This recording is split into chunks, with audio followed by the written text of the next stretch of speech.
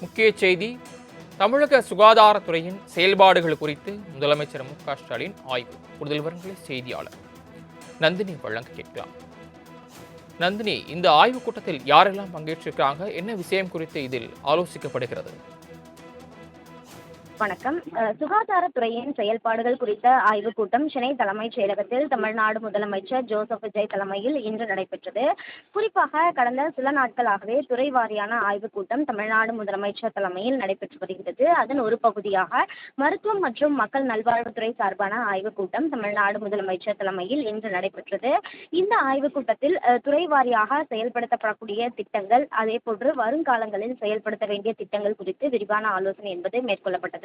குறிப்பாக அரசு மருத்துவமனைகளில் அடிப்படை வசதிகளை மேம்படுத்துவது, பொதுமக்களுக்கு தேவையான அடிப்படை வசதிகளை செய்து கொடுப்பது உள்ளிட்டவை தொடர்பாகவும் தமிழ்நாடு முதலமைச்சர் விரிவாக கேட்டறிந்திருப்பதாகவும் தகவல் என்பது வெளியாகி இருக்கிறது.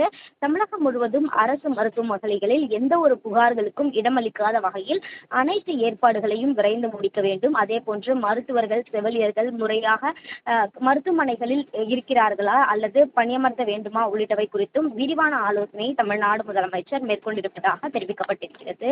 அது மட்டுமல்லாமல் இந்த துறை சார்பாக ஏற்கனவே பல்வேறு திட்டங்கள் செயல்படுத்தப்பட்டு வரக்கூடிய நிலையில் அந்த திட்டங்களின் செயல்பாடுகள் எவ்வாறு இருக்கிறது, அதன் காரணமாக மக்களுக்கு எந்த மாதிரியான பயன்கள் சென்று சேர்கிறது என்பது தொடர்பாகவும் முதலமைச்சர் விரிவாக கேட்டறிந்திருக்கிறார்.